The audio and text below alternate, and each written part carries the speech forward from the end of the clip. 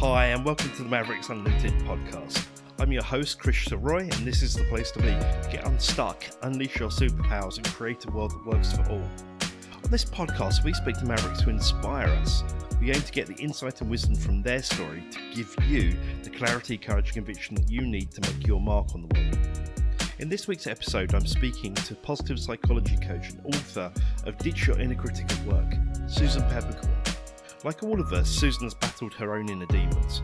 However, she studied with many of the world's leading authorities on positive psychology and has come up with many evidence-based practices to really kick that critic into touch.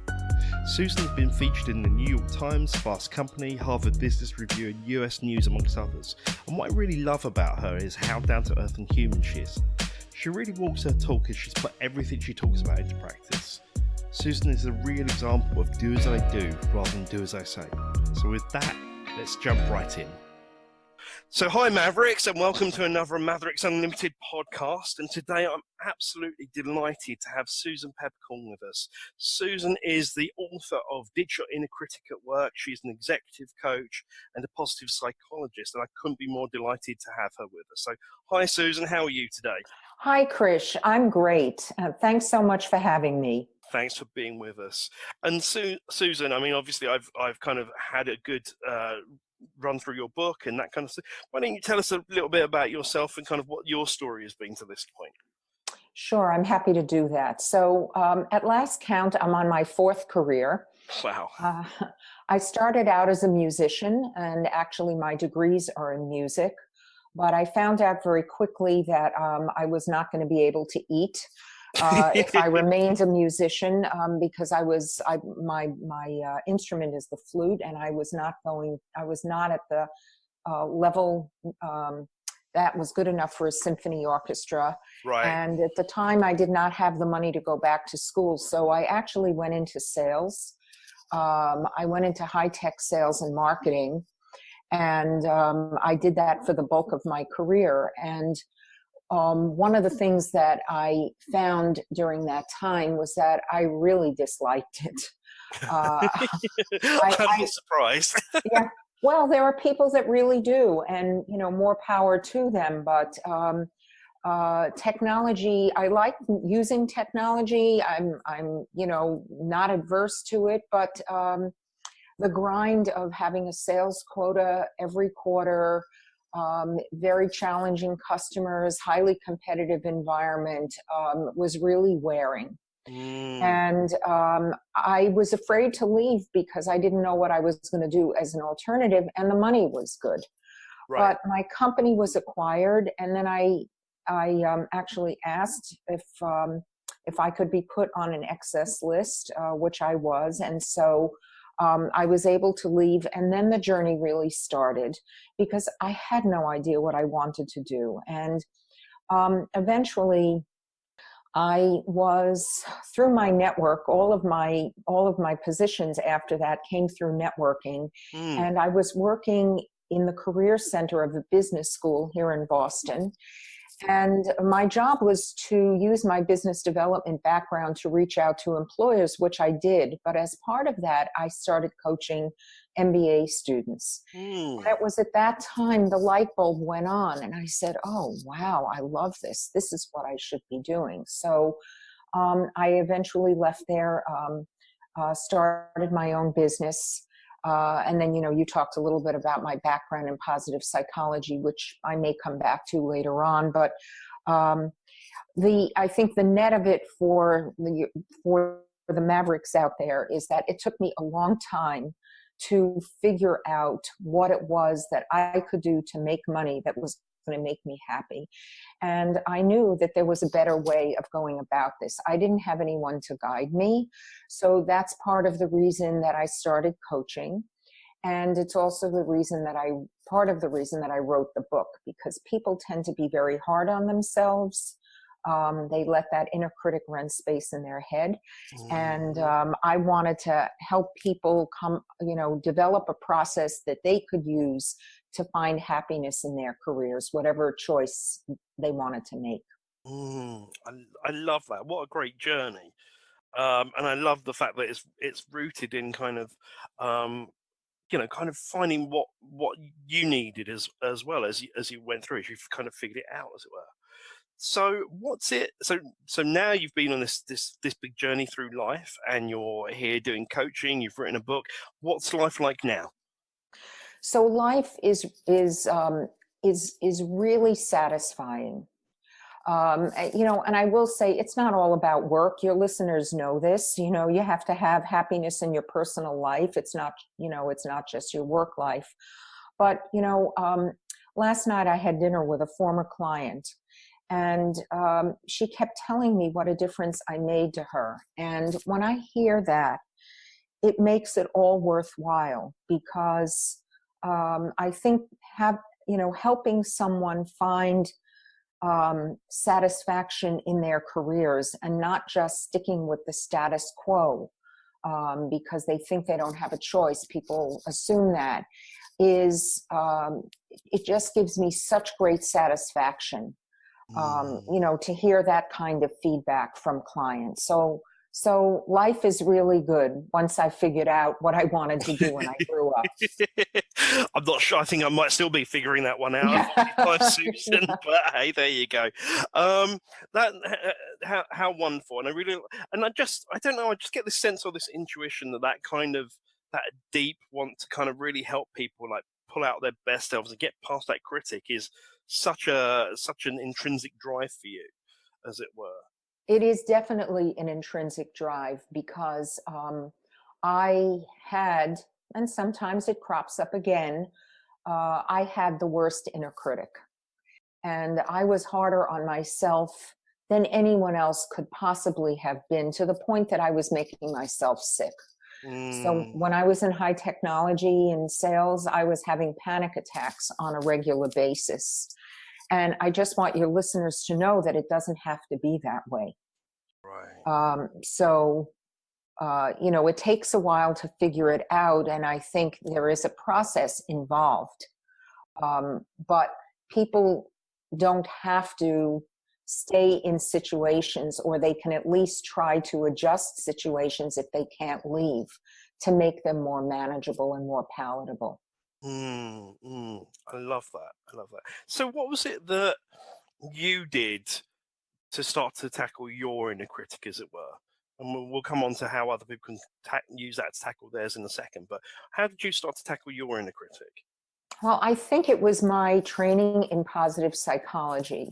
I was very fortunate to be part of the first class that was developed by former Harvard professor Tal Ben-Shahar, who decided that he wanted to take the research that is coming out of academia, and as he says, to build a bridge between the ivory tower and Main Street.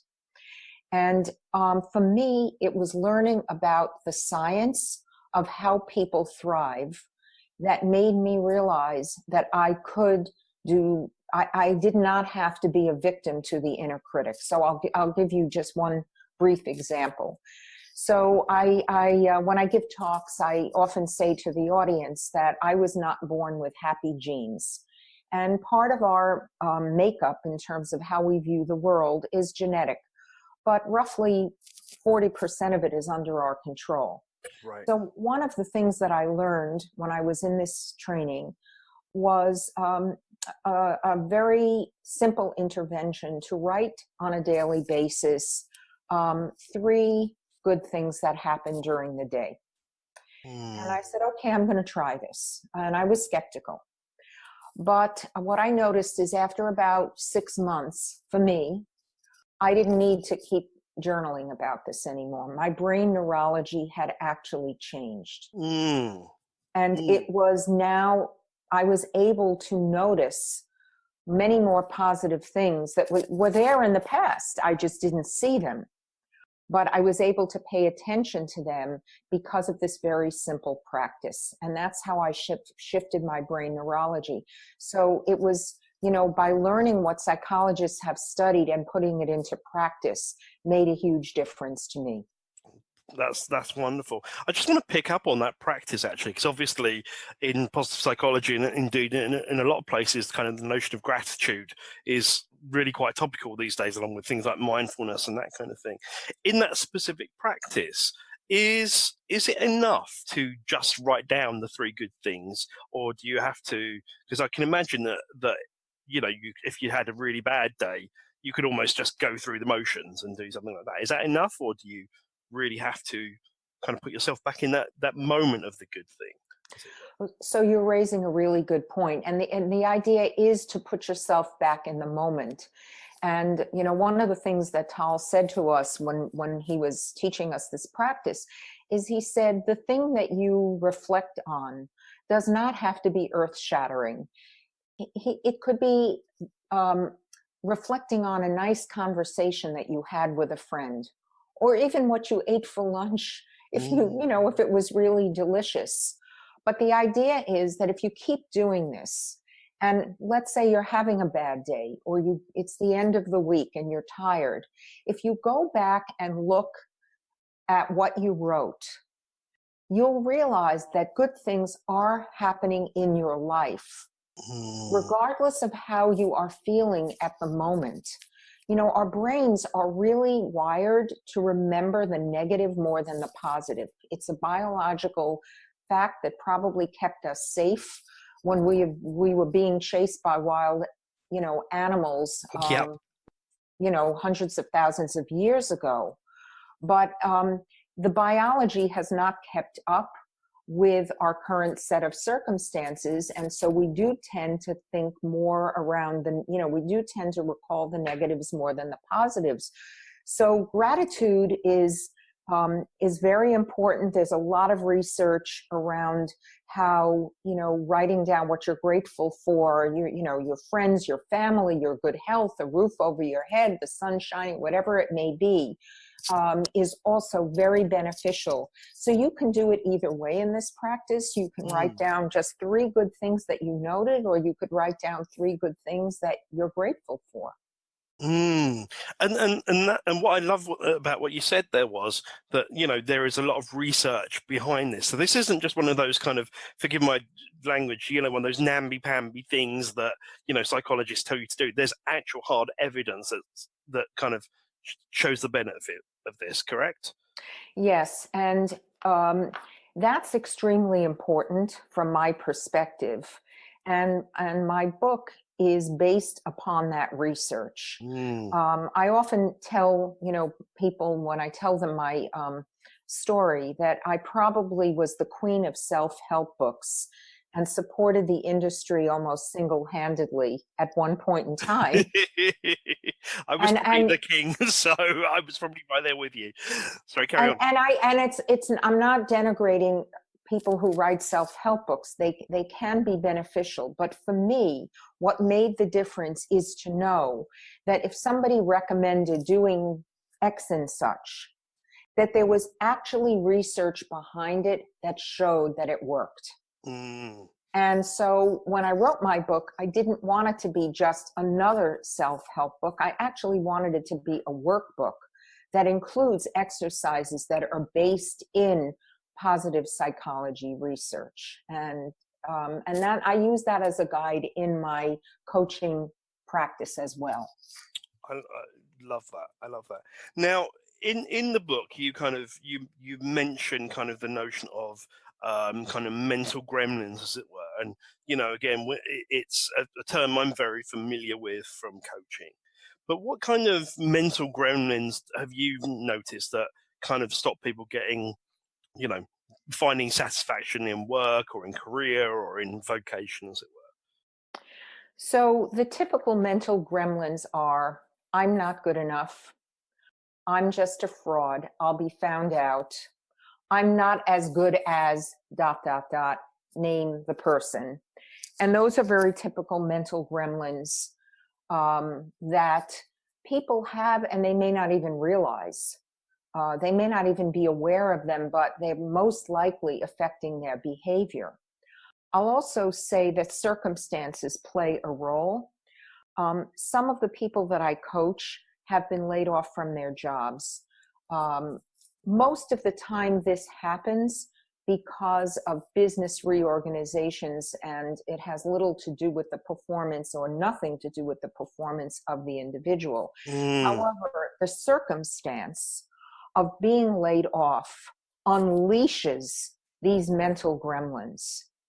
And, so I have found in my work with those people particularly that they need some extra acknowledgement of the reality of what happened to them instead of the stories that they tend to tell themselves, which are usually very distorted. Right. Well, and to be honest, I was in California during the dot-com crash, and I've been there myself, so I can well understand that, as it were. So, if a person is in this kind of position where they're in the grip of the gremlin, as it were, and it might be any number of those, what's the starting point? How does a person begin to kind of wrestle down that gremlin and kind of come back to a place that's more resourceful and more kind of has more equanimity in it? So the first step is to recognize that the gremlin is there, and to believe that you can deal with it, and accept that the gremlin does not have to be there, that the gremlin in actuality is there to try and protect you. It's actually a device that we all have to try and protect ourselves from embarrassment, from failure, from shame. And that's not a bad thing. Right. But you have to notice also the behaviors that go along with it.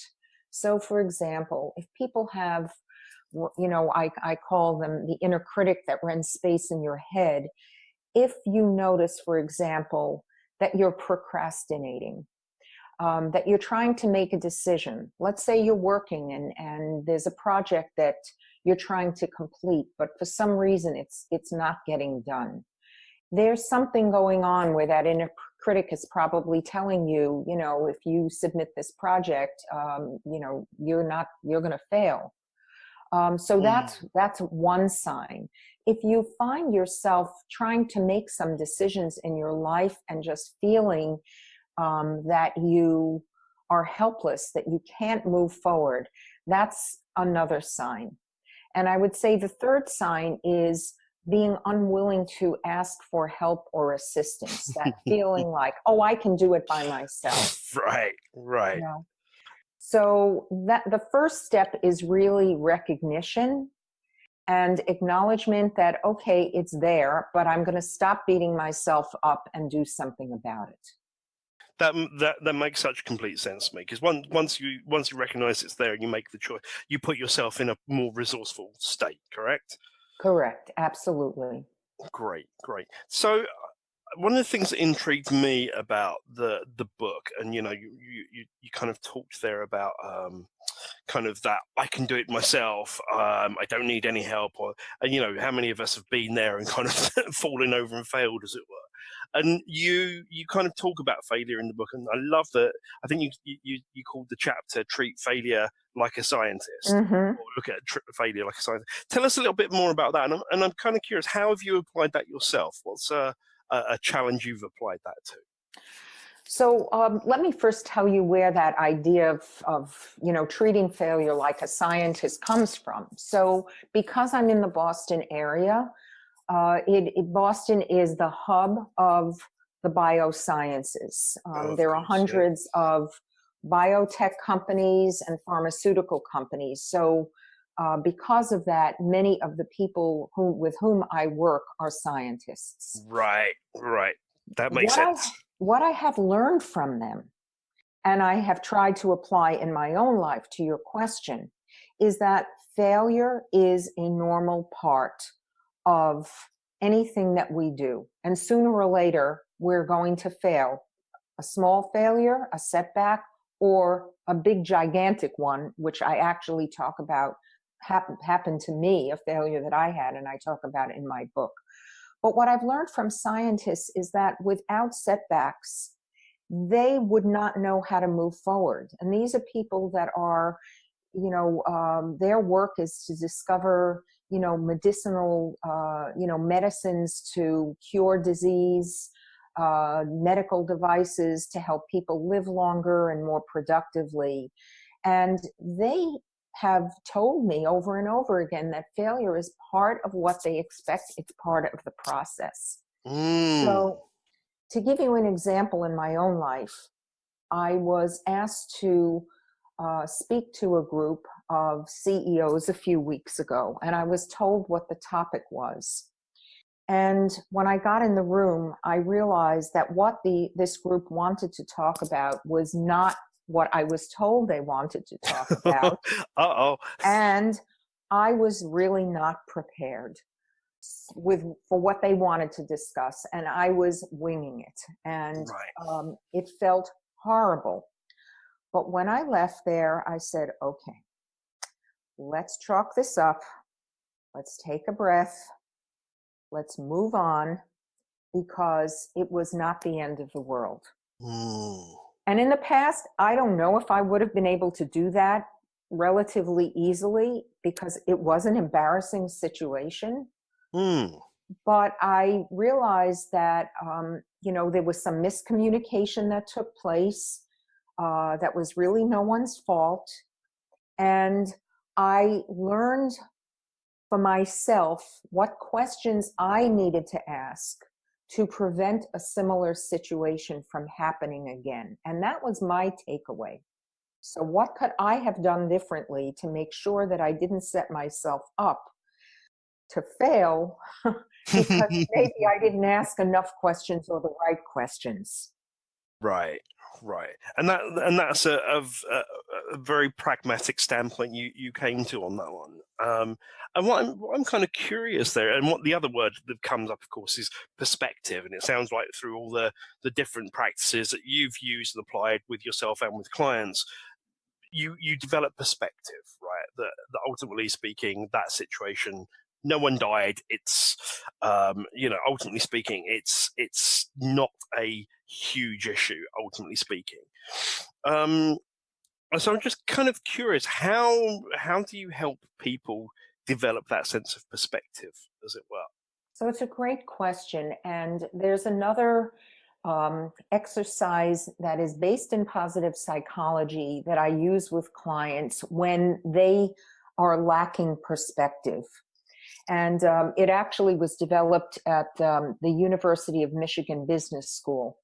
And it's called the Reflected Best Self exercise. But basically, it's quite straightforward. What I have clients do is I ask them to email 15 or 20 people who know them well, and to ask those people to write back to them and reflect on a time that they saw them at their best. What were they doing, and what strengths did they notice that individual was using? And that's the whole design behind that exercise, is to provide the person with perspective. Because when we're not feeling good about ourselves, for whatever the reason may be, it's really hard to see things objectively. And what I've noticed with clients that have done this is it really lifts them up, because people will write back to them about things that they've taken for granted, or they're just not seeing because they're not in the right frame of mind to see them. And I've seen people make tremendous strides after doing that, because they notice that people have taken the time to really write something meaningful. They don't, they're not just slapdashing something off. And they realize that unless the people who are writing back are being authentic, they want to help the person who has asked them to do this. So it's very, very powerful, and it's a great way to gain perspective. People who are lacking it. Yeah, it sounds like an amazing exercise. I'm kind of curious with that kind of thing, because it sounds like an incredible exercise. Is it a kind of like a one-shot deal, or have you found with clients you've had do that exercise that it's something they come back to? It kind of provides kind of strength and bolstering over time, as it were. It's so interesting you asked that question, because the answer is yes, they do come back to it, which actually, in a way, surprised me. So, someone that I'm working with now he made a job change and joined a company that culturally um, it's not the best fit for him. It's a company that is kind of hierarchical and a little bit rigid, and he's not that way. So I had him do this exercise at a time where he was feeling particularly badly about his situation, and he was blaming himself for why he took this position. And he told me that when he was traveling to their corporate headquarters and was anticipating not feeling all that inspired about being there, that he pulled out the comments that people had sent him. And he said that really reinvigorated him and really gave him the strength that he needed to keep going. And he told me that he refers back to them, fairly frequently. Wow, so that's actually a great resource then for him. Yes. Amazing, absolutely amazing.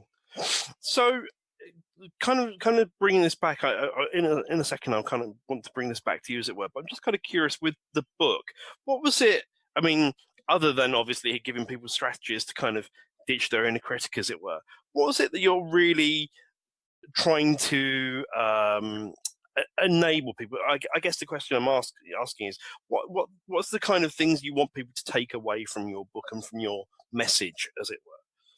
So there were a few things. Number one, I wanted people to know what the science actually says about the causes of happiness and the traps that people often fall into, assuming that certain things that are external will make them happy, which is not what the science says. So that's the first thing I wanted people to understand, that your definition of happiness or well-being may not be what the research actually shows. So that's number one.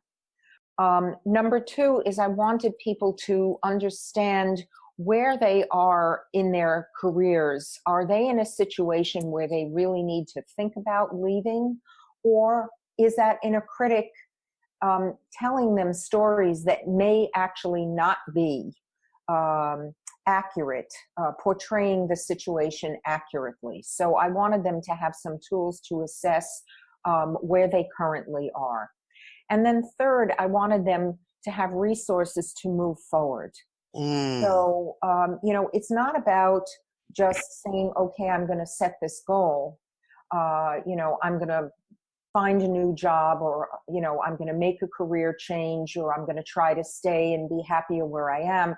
It's then figuring out how to do it, which is really about the process and the resources and support that you need in order to do that. So that's why the book is divided into sections, the first being recognize, the second being redefine, and the third being re-engage. There's something you just said there that I really want to pick up on, which I think is really interesting, which is you were talking about the notion of happiness.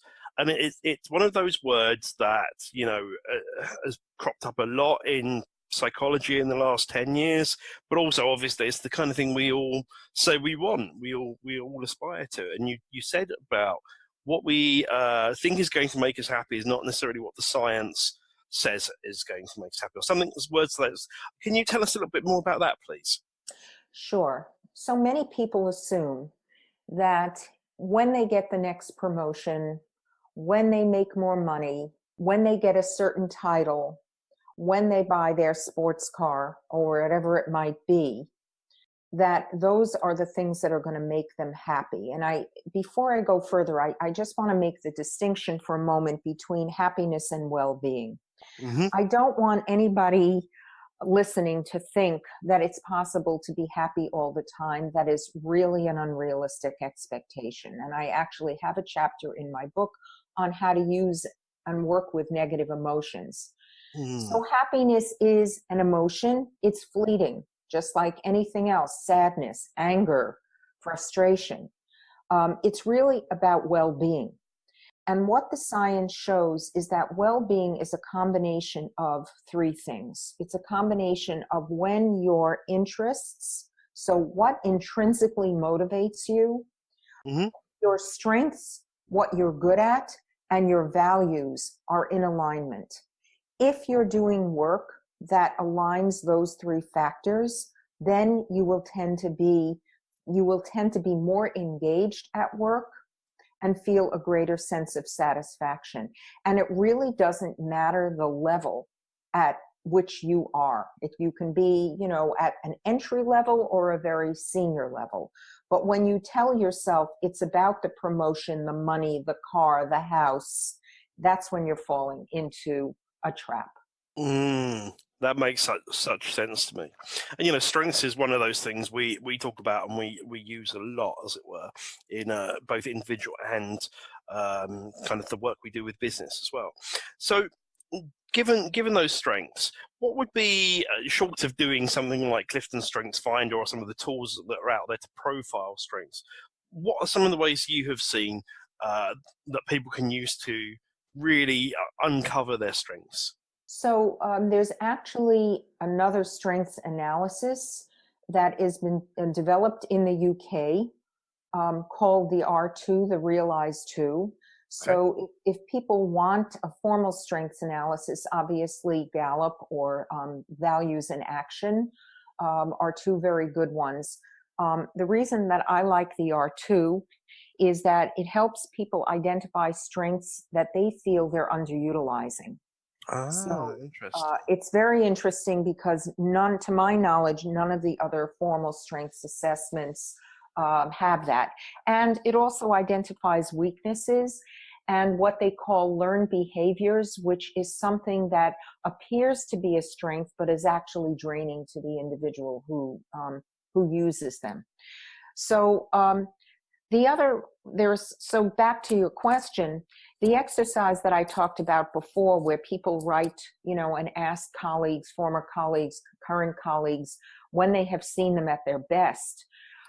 In part of that exercise, they're also asking, what strengths have you seen me using? Okay. And that's a brilliant way, isn't it? Yes. Because they're kind of, and especially if you get 15 or 20 people who name the same kind of things, they then become something that your inner critic is going to have a real hard time kind of refusing to believe or whatever. Exactly. And I had a client who was stuck in a job that she really hated and knew that she needed to leave, but she could not give herself permission.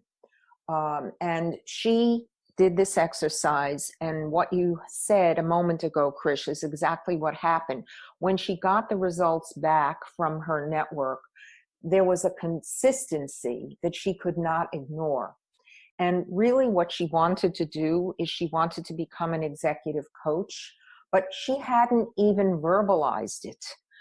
But when she saw the feedback, she said, this is what I need to do. And she actually applied to a very well-respected executive coaching program in the United States, and she wrote about this experience of using this reflected best self exercise. And she was accepted, and she is now an executive coach, and she is thriving. But without seeing the similarities in the responses, I don't know that she would have gotten there. That's amazing. That's absolutely amazing. So Let's kind of bring this back to you, Susan, because it's clear to me that you're an absolute expert in your field as well. I'm just kind of curious, coming back to your journey, as it were. What's kind of been the biggest obstacle that you've faced since kind of launching your own business, and how have you overcome that? I think the biggest obstacle that I faced was my fear. I had a fear for a long time that I just wasn't good enough and did not know enough. Mm, And I have a tendency to compare myself with other people. And, just to give you an example, so the program that I graduated from in positive psychology, and then I also have another certification specifically in positive psychology coaching, I said, well, this program is not as good as ... because the ... is a university program from an Ivy League school. right. And I was actually in a mastermind group back a few months ago with the other attendees who are extremely accomplished entrepreneurs. And they looked at me and because I mentioned this, and they said to me, that's ridiculous. Where you got it's what you know. It's not where you got the degree from. And I probably would not have listened to them, but I knew, from their own, from the information they shared. So I realized that I have a lot to offer, and that when I feel scared, I try to set goals and reach for those goals, which was one of the reasons that I wrote the book. It wasn't part of my motivation was to challenge myself and see if I could do it. And science also shows that people who set challenging goals develop a greater sense of confidence, because when you see yourself actually achieving those goals, you realize what's possible. It's like athletes, like elite athletes. Mm. So what was it like when you got that first copy of your book in your hand? I can't describe it. I mean, it was a year, because it's science-based, it was a year's process of writing it. And, it was funny because part of me was like, okay, I did that. I'll just move on to the next thing. And in the mastermind group, someone said to me, somebody wrote a book about how to market your book for 7 years.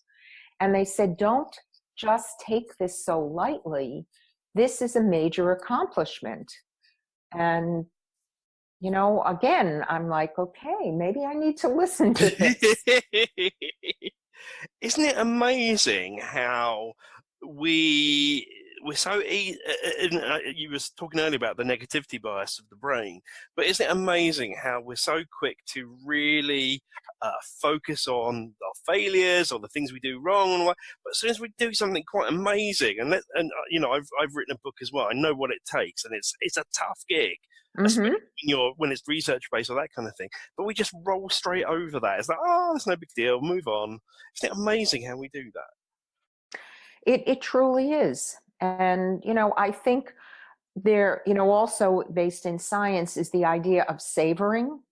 And so when we do accomplish something, it's really important to savor that experience and, go back to it and take the time to, reward yourself in some way or recognize yourself in some way. Otherwise, it just seems like every accomplishment is an everyday occurrence. So, actually stopping and recognizing is very, very important. So how did you savor the moment of the book? I didn't. We're all a work in progress, right? Yes, for sure. You knew that question was coming, didn't you, I did not. It's all good. So, but that's the thing, and part of the reason I do this Mavericks podcast, and I like having conversations with real people, is because we know this stuff. I mean, like you, I've been in the field of kind of helping people unleash their superpowers for years, but I'm a human being. I still, I'm still a work in progress, obviously. And I think it's that work in progress ness, as it were, that gives us permission to actually, as you say, see failure from as a regular part of it and be real, as it were. I think that's just a really big thing. So I'm just kind of curious in terms of so now you're a coach, you run your own business, you're kind of consulting with companies and speaking and all that kind of stuff. What do you do? How do you keep yourself focused and motivated on a daily basis? What kind of daily routines or practices do you use? The thing that I have learned, and I've learned it the hard way, is to take breaks. I think it's so important for people that, whether you're an entrepreneur or you're employed, our brains can really only focus well for about 90 minutes at a time. So for me, on a weekend, sometimes I work on the weekends if, I'm doing writing or something, but there will be days where I will know that I feel that I need a break. And I will say, okay, today I'm not reading email. I'm not doing any work because I need that time to recharge my batteries. And sometimes it's just a matter of a few minutes. Sometimes we can't, if we're in the middle of the workday, well, we can't just leave. But you can get up from your desk.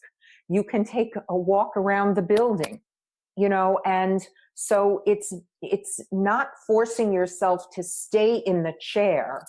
And it's saying, okay, I'm going to take a few minutes or an hour or whatever the time might be to recharge your batteries. And that is something that has worked really well for me. So from that point of view, I mean, you've clearly got lots of tips, lots of wisdom, that kind of stuff. One of the things we find is there are people who are would-be mavericks, as it were, and we define mavericks as true-hearted, authentic people who are unleashing their superpowers and want to kind of make their mark on the world, as it were. So what wisdom would you give a would-be maverick or maverick who's just starting out on their journey, as it were, who, they may not have run into their inner critic yet, but undoubtedly at some point it will come up? I would suggest to anyone in that situation to really think back on an experience that they've had that has engaged them completely, where they've lost track of time because they've been so involved in what they were doing. And to use that experience as a clue or clues to what they might want to do in the future. We've all had those experiences. I don't care if you're 18 or 80 listening to this podcast. And if you're just starting out, think about what kind of project were you doing at school, or what conversation were you having with a friend, or what were you doing where you just felt so totally engaged. It's what scientists call being in flow. And really use that as information to help you look at things in the future where you can feel that level of engagement again. Love that. And thinking about that's for kind of mavericks who are starting out, but we all have those kind of people who've gone ahead of us as well, right? Who have been some of your influences? Who are some of your heroes or heroines? Well, one that comes to mind and is Dory Clark. You and I were talking about her before the podcast. And she is my heroine because everything that she has done in her career, she has tested out herself. So it's not like she's saying, again, do this or do that because I know better than you do. And she's also honest to talk about the failures that she's had as well. So she's one person that comes to mind. And there are two others that two brothers actually who've written a series of books. They're Chip and Dan Heath. And I don't know whether you've ever had them on your show, but they are just fantastic. They know what they're talking about. And, one of their recent books is called The Power of Moments. Yes. And it totally blew my mind. It's a wonderful book, isn't it? What was it that you really took from it? What I took from it is how small moments making a difference in the life of a person in a small way can make a huge impact. And they give many examples, but I'll just share one with you. So I run a networking group here in the Boston area. And I decided one morning that I was going to bake some muffins and bring them in during this group. Yeah. Well, the level of camaraderie and the dialogue was so different because I brought in these muffins. And that's the power of a moment. It was like, oh, that was so nice. She thought of us. That's awesome. That's and awesome. I took that idea from Chip and Dan Heath's book. What I will say from that, Susan, is if we ever do meet in real life, I'm going to expect muffins now, just to let you know. We'll come to Boston then. Okay. I've got to come to Boston for muffins. How can I possibly turn that down? I love it. Okay, last couple of questions, Susan, just to kind of bring us to a run. One of the things we talk about at Mavericks is, and it's our big why as an organisation, is helping to create a world that works for all. And so one of the things I always ask every person I interview on this is, if there were no limitations, what one thing would you change about the world, and what would be your very first step towards it? At the risk of offending some listeners, I would change the current state of our politics in the United States at this moment. It's probably not the best example to use. And so I'm trying in a small way to do what I can to make sure that voters get registered for the elections that are coming up in November of this year. That's, I think we also have to learn to talk to each other. I think that's what's the most disturbing about our current situation. And I know throughout Europe, you're seeing, similar kinds of things. So as much as I can facilitate dialogue and authentic dialogue, I think that's where everything needs to start. Love that. And I love the fact that you're doing something practical and pragmatic about it as well. It's not just an idea to you, you're actually doing something about it.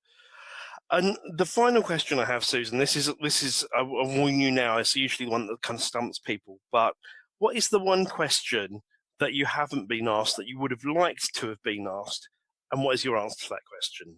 I have to think about this for a minute. I will say that I think you asked excellent questions. And don't worry if there isn't one. It's just always a bit of fun at the end. That's all. I know.